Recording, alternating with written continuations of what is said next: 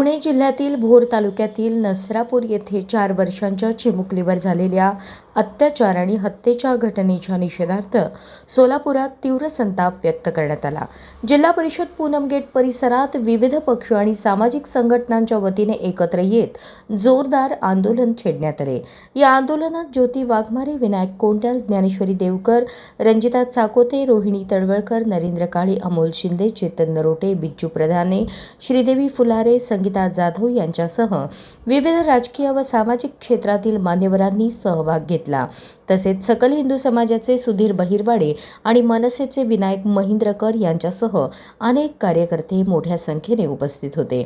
यावेळी आंदोलकांनी आरोपीला फाशीची शिक्षा देण्याची जोरदार मागणी करत आपण असुरक्षित राज्यात जगत आहोत अशा तीव्र शब्दात संताप व्यक्त केला।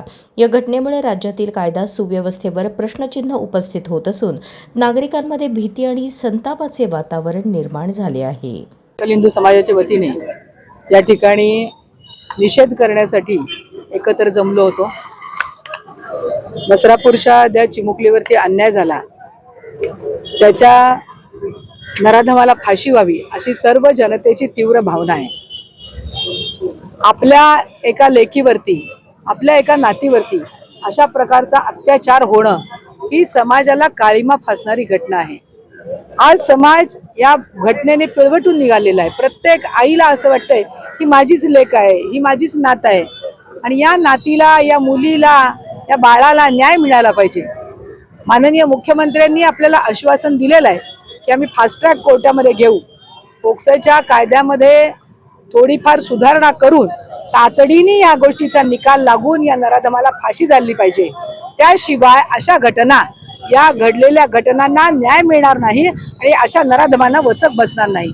यासाठी आम्ही सर्व महिला मिळून सोलापूर शहरामध्ये असा एक मंच उभारू ज्या ठिकाणी मुलींच्या शाळा असतील, लहान मुली असतील, कॉलेजेस असतील, या ठिकाणी मुलींना, त्यांच्या पालकांना प्रबोधन करण्याची गरज आहे।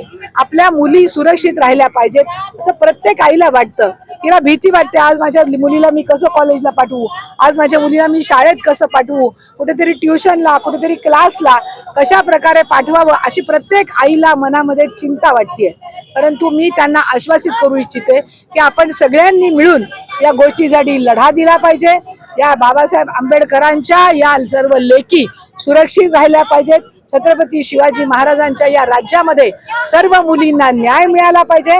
त्याचबरोबर आपण सर्वजण माननीय मुख्यमंत्र्यांच्याकडे भेटून त्या मुलीला न्याय मिळावा अशा प्रकारचा प्रयत्न आम्ही सगळ्या महिला मिळून करणार आहोत आणि एक निवेदन माननीय मुख्यमंत्री साहेबांना देऊन यांना न्याय मिळवण्याचा नक्की आम्ही प्रयत्न करू। त्या लेकीला आणि आमच्यासारख्या आईला न्याय मिळालाच पाहिजे। घडली सोलापूरची नात या ठिकाणी त्या नराधमाचा बळी पडली।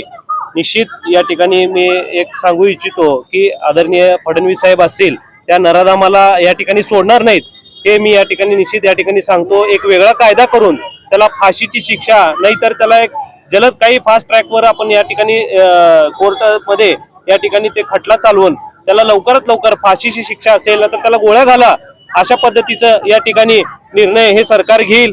आम्ही सर्व पक्षीय या ठिकाणी असेल, आम्ही सर्व या ठिकाणी सर्व लोक, सोलापूरची जनता या ठिकाणी रस्त्यावर उतरून त्याला लवकरात लवकर या ठिकाणी फाशीची शिक्षा व्हावे असं या ठिकाणी निवेदन कालच आम्ही पोलीस कमिशनर साहेबांना दिलेलं आहे। तसंच कलेक्टरांना देखील या ठिकाणी दिलेलं आहे आणि मुख्यमंत्र्यांना देखील या ठिकाणी आम्ही कळवलेलं आहे की लवकरात लवकर त्या मुलीला न्याय मिळाला पाहिजे अशी भावना आमच्या सर्व सोलापूरकरांची या ठिकाणी असून आम्हाला निश्चित या ठिकाणी खात्री आहे की आदरणीय मुख्यमंत्री फडणवीस साहेब या ठिकाणी निर्णय घेऊन त्याला लवकरात लवकर त्या कुटुंबाला न्याय देतील आणि त्या कुटुंबासमेत आम्ही सर्व सोलापूरकर आम्ही त्यांच्या दुःखात समावेश आहे असं आम्ही या ठिकाणी सांगू इच्छितो।